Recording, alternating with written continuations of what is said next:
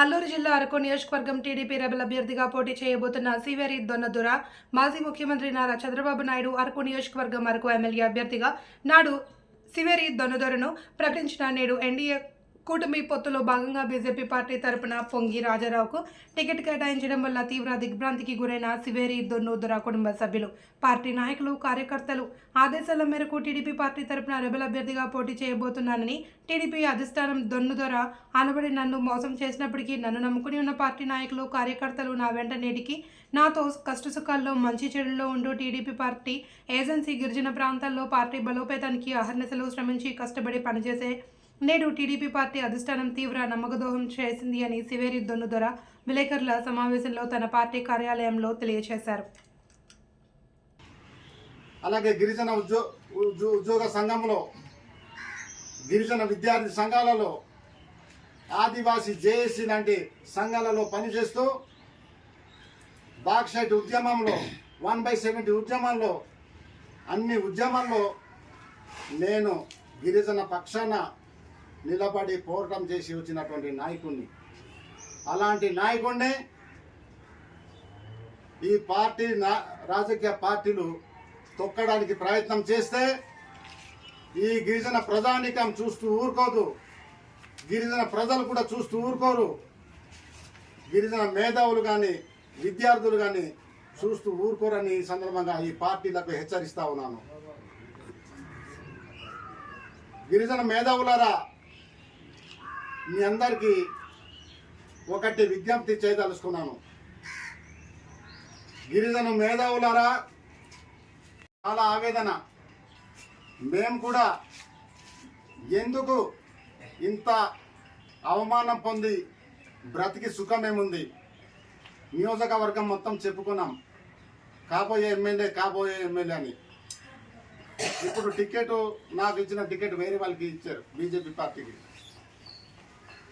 మా భార్య, మా పిల్లలు, మేము కూడా బ్రతికి ఉండి ఇప్పుడు శవంలాగా బతుకుతున్నాం. అసలు చనిపోవాలని డిసైడ్ అయిపోయాం.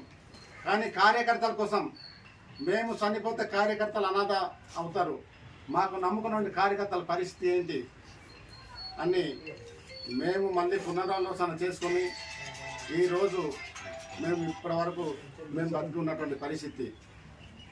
ఇంత ఆవేదన. టికెట్ లాక్కున్నారు బీజేపీ వాళ్ళు. లాక్కున్న తర్వాత కనీసం మాకు పట్టించుకోవట్లేదు. మా పార్టీ వాళ్ళు కానీ బీజేపీ పార్టీ వాళ్ళు కానీ దొన్నదురకు ఒక భరోసా ఇవ్వాలి, ఆ కుటుంబాన్ని ఆదుకోవాలి అని కనీసం ఆలోచన చేయట్లేదు. ఇది చాలా ముమ్మాటిగా దుర్మార్గమైనటువంటి పరిస్థితి. ఏ రాజకీయ పార్టీ కూడా ఇంత దారుణంగా ఆలోచన చేయరు. మేము ఏ ఒక్క అవకాశమైనా మాకు దొరికినటువంటి ప్రతి పైసా మేము పార్టీ కోసం ఖర్చు పెట్టాము. భూములు, పుట్రాలు, నట్రాలు సర్వం అమ్ముకొని మేము పార్టీని కాపాడాము. అలాంటప్పుడు ఇలాంటి పరిస్థితి వచ్చినప్పుడు మాకు కాపాడాల్సిన బాధ్యత ఈ పార్టీలకి లేదా అని వీళ్ళ ప్రశ్నిస్తూ ఉన్నాము. అందుకే కార్యకర్తల ఆవేదన నుండి పుట్టుకొచ్చింది ఇండిపెండెంట్గా పోటీ చేయాలనేది. ఇది కేవలం కార్యకర్తల ఆవేదన నుండి పుట్టింది.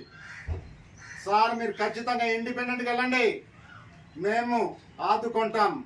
ఈ పార్టీలన్నీ మిమ్మల్ని అడగదొక్కడానికి చూస్తున్నారు, మిమ్మల్ని ఏ రకంగా కాపాడుకోవాలో మాకు తెలుసు.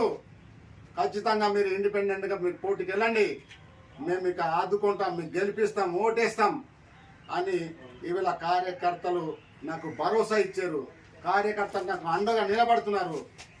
ఇవాళ కార్యకర్తల అభిప్రాయం మేరకు ఇవాళ ఇండిపెండెంట్గా పోటీ చేయాలి, అత్యధిక మెజార్టీగా గెలిచి నేనేటో నిరూపించుకోవాలని ఇవాళ నేను నిర్ణయించుకున్నాను.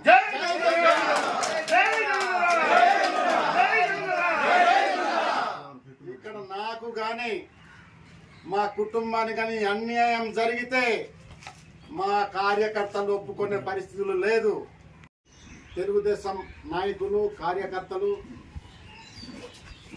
ఓటర్లు చాలా మనోవేదనకి గురి అయ్యారు.